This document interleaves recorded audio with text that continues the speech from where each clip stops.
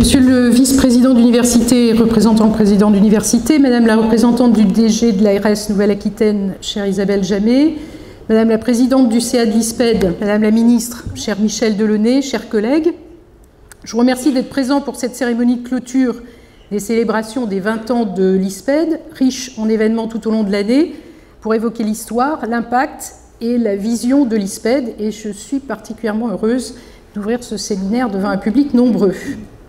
Lors du séminaire inaugural en juillet 2017, Jacques Bello, qui a résolument œuvré pour le développement de la santé publique à Bordeaux, nous a rappelé l'histoire fondatrice de l'ISPED juste après l'étape de fondation de l'UFR de santé publique. L'ISPED, structure née de l'UFR de santé publique et aussi de l'exceptionnelle complicité que Jacques Bello a avec Roger Salamon et aussi de leur vision réaliste et ambitieuse des enjeux de santé, comme vous l'avez souligné.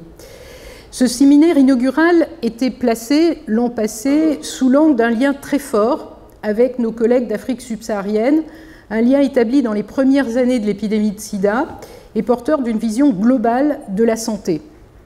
Nous sommes particulièrement fiers de la réalisation phare qu'a représentée la création du laboratoire d'Abidjan, à présent autonome, ainsi que l'ensemble des actions de santé qui ont été inventées, menées, évaluées au sein d'un partenariat équilibré. Si l'ISPED a eu un impact visible et durable sur des générations d'étudiants, il faut citer en premier lieu ceux des pays francophones d'Afrique subsaharienne, d'Afrique du Nord et un peu d'Asie aussi, 2 ministres de la Santé en exercice au Vietnam, Madame Thien, qui nous a rendu visite il y a quelques jours, et au Burkina Faso, Nicolas Méda, qui devait être parmi nous, mais qui, du fait de ses obligations de ministre, ne pourra être présent et le regrette beaucoup. Un président d'université au Maroc, Chakib Nejari, de très nombreux enseignants et chercheurs, je veux citer Didier Ekwevi, et des responsables de programmes sont issus des rangs de l'ISPED. Tout au long de l'année, nous avons aussi réaffirmé fortement l'importance de former les étudiants à une vision large des enjeux actuels de santé et à la connaissance des pratiques de santé publique le plus tôt possible dans le cursus, comme l'a montré Jean-François Girard, ancien directeur général de la santé, parmi nous en octobre dernier. Lors de la cérémonie de remise des diplômes aux 150 étudiants de la promotion 2016-2017 du Master de santé publique, Kasia Chabanovska, présidente de l'Association des écoles de santé publique européennes, a apporté sa vision du leadership en santé publique et de son pouvoir transformateur des systèmes de santé. Enfin, nous avons engagé de nouvelles formes de débat public sur l'actualité en santé pendant la semaine de la prévention. Toutes ces manifestations reposent sur une construction solide et incontournable de la santé publique bordelaise. En 20 ans, cette construction s'est renforcée à l'ISPED grâce aux interactions fortes entre les 3 piliers indissociables de la santé publique, l'enseignement, la recherche et la pratique ou l'expertise. Le programme pluridisciplinaire de notre master de santé publique sous la responsabilité d'Alioum Amadou s'inscrit à présent dans un projet de certification américaine. Il doit ses bases solides à la création dès 1992 d'un DEA par François Dabis et à la création dès 2001 d'un programme pionnier d'enseignement à distance élargissant l'offre de formation à une vingtaine de diplômes universitaires pour plusieurs centaines d'étudiants dans une 60aine de pays en formation initiale et tout au long de la vie. Ce programme international d'enseignement est en effet adossé à la recherche d'excellence du centre INSERM U1219 Bordeaux Population Health que dirige Christophe Souriau. En termes d'impact sur le long terme, les recherches des équipes dans le domaine du sida, du vieillissement cérébral et de ses déterminants, des méthodes biostatistiques et épidémiologiques sont remarquables. Ces réalisations durables ont d'ailleurs été possibles grâce à la création et au maintien de nos grands outils de collecte de données, que sont les cohortes, les registres et la capacité de gestion de grandes bases de données. Nous avons pratiqué ici le big data pour la santé bien avant que le concept ne devienne populaire.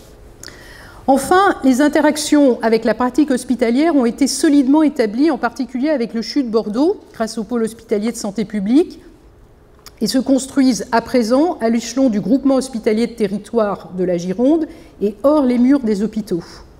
ainsi qu'avec l'ARS à l'échelon de la Nouvelle-Aquitaine et en tout premier lieu grâce à la plateforme Cassiopée que dirige Roger Salamon. Le dialogue est également constant avec l'ensemble de nos partenaires, des collectivités territoriales, le Conseil régional d'Aquitaine, le département de la Gironde, la mairie de Bordeaux et la métropole de Bordeaux. En 20 ans, l'ISPED a déjà joué un rôle important dans l'histoire de la santé publique, en particulier en prenant compte des évolutions de plus en plus complexes. En effet, en 20 ans, l'état de santé s'est globalement amélioré dans le monde et pourtant, les menaces restent nombreuses et sont en mesure d'anéantir les progrès acquis. De nouveaux problèmes émergent, tandis que des problèmes anciens demeurent non résolus. Parmi les enjeux nouveaux, 3 sont dominants: la mondialisation, les risques liés à l'environnement, l'usage massif des technologies de l'information et des données de santé. Avec la mondialisation s'est installée une forte interdépendance industrielle et commerciale. La pratique du flux tendu a rendu des chaînes de production, par exemple de vaccins ou de médicaments, très sensibles aux dysfonctionnements même mineurs d'un seul producteur, créant ainsi des pénuries de produits de santé. Ces forces industrielles, dans un autre domaine qu'est l'agroalimentaire, ont la capacité d'influencer le comportement d'êtres humains consommateurs. Les habitudes alimentaires, conjuguées à la sédentarité, expliquent une épidémie d'obésité sans précédent dans les sociétés les plus nanties. Les risques environnementaux représentent à présent une réalité qui s'impose à tous. L'air respiré, l'eau et les aliments que nous consommons, le bruit ou les rayonnements, le climat auquel nous sommes exposés influencent la santé. Au-delà de la qualité de l'environnement physique, chimique ou biologique, les organisations sociales également, comme par exemple une tendance forte à l'urbanisation ou des modes nouveaux d'organisation du travail, ont un lien démontré avec la santé. L'usage massif des technologies de l'information et des données de santé rend certes possible une personnalisation de la décision médicale, la médecine prédictive. Cette médecine fondée sur des données issues de très hautes technologies comme la génomique ou encore l'imagerie médicale représente un coût encore important en regard duquel l'efficacité en vie réelle reste trop largement inconnue compte tenu des promesses brandies pour améliorer l'état de santé. Des problèmes anciens demeurent non résolus ou réémergent, parmi lesquels les menaces dues aux maladies infectieuses, le niveau et la durabilité des systèmes de santé, l'exclusion de la santé des populations les plus vulnérables. Dans un monde qui est caractérisé, quelles que soient les volontés politiques, par une très forte mobilité, les maladies infectieuses représentent toujours une menace. Des dizaines de nouveaux agents infectieux ont été identifiés depuis le virus Ebola en 1976, le virus de l'immunodéficience en 1983 ou le SRAS en 2002. Des virus qui ont un potentiel épidémique élevé. Les systèmes de santé, quant à eux, sont sous la contrainte économique ou ne sont pas à la hauteur dans de nombreux pays. Pour un pays comme la France, l'enjeu est de maintenir durablement un système de protection solidaire et universel. Dans de nombreux pays démunis, l'enjeu est de rendre les soins médicaux de qualité disponibles à ceux qui en ont le plus besoin, à former et à garder au pays les personnels de santé. Les systèmes de santé y sont également mis à rude épreuve après de grands épisodes épidémiques comme ceux dus au virus Ebola, et ils ont à faire face non seulement aux maladies infectieuses, mais à présent aussi aux maladies chroniques. Enfin, ce monde qui crée des richesses n'a pas véritablement de levier efficace pour les répartir de manière équitable. Globalement, les populations les plus vulnérables, dont les femmes dans de nombreux pays, la moitié de l'humanité, ne bénéficient pas suffisamment des progrès socio-économiques et de plus sont très souvent oubliées dans la recherche. Par exemple, le paludisme demeure la parasitose la plus fréquente. Elle concerne majoritairement les femmes enceintes et les jeunes enfants. Les médicaments sont très peu nombreux et pour certains dépassés. En 20 ans, un nouveau modèle s'est imposé pour expliquer l'état de santé collectif, c'est-à-dire à l'échelon d'une population. Ce modèle théorique, conceptuel est dit socio-environnemental, car il est admis qu'au-delà du patrimoine génétique de l'individu lui-même et de sa capacité de réaction, l'environnement social, l'environnement physique et le système de santé jouent un rôle dans l'état de santé d'une population. Poser ce modèle théorique à la base des approches en santé publique est crucial, car il influence directement l'élaboration des stratégies d'intervention, le choix des populations cibles et la mobilisation d'acteurs concernés. Concrètement, La réponse aux problèmes de santé peut ou non relever en priorité du système de santé et relève plutôt d'une forte interaction entre le champ du sanitaire et du social. Il relève également d'une volonté politique. C'est sur la base de ce modèle que la Stratégie nationale de santé 2018-2022 de la France promeut des interventions structurelles dites de santé dans toutes les politiques, pour mobiliser l'ensemble des acteurs, porteurs de politiques dans tous les secteurs, avec de plus une forte coordination entre l'échelon national et territorial. Et par exemple, un des premiers succès, c'est la baisse historique du nombre de fumeurs en France en 2017, dans la suite de la Stratégie nationale de santé 2013-2017, qui est le résultat d'une combinaison d'actions collectives, comme le mois sans tabac, mais aussi de décisions politiques, comme la mise en œuvre du paquet neutre et la hausse du prix du paquet de cigarettes. Le paysage de la santé publique, de la santé collective, est un paysage qu'il faut donc admettre comme un système complexe. Un système complexe où les données scientifiques sont importantes à rassembler et promouvoir pour fonder les décisions sur du solide. Mais où il faut également être conscient des réalités économiques, culturelles ou encore géographiques pour mobiliser les multiples leviers et acteurs de manière coordonnée pour être efficace. Aujourd'hui, la prise de conscience que les objectifs d'amélioration de la santé se jouent à l'échelon collectif et pas seulement individuel, à l'interface du sanitaire et du social, accroît forcément la demande d'approche de santé publique.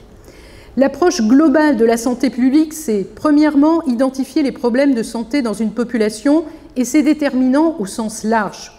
Deuxièmement, reconnaître les actions à entreprendre ou les services à offrir pour les résoudre, dans le champ de la prévention ou des soins, dans le système de santé ou en dehors.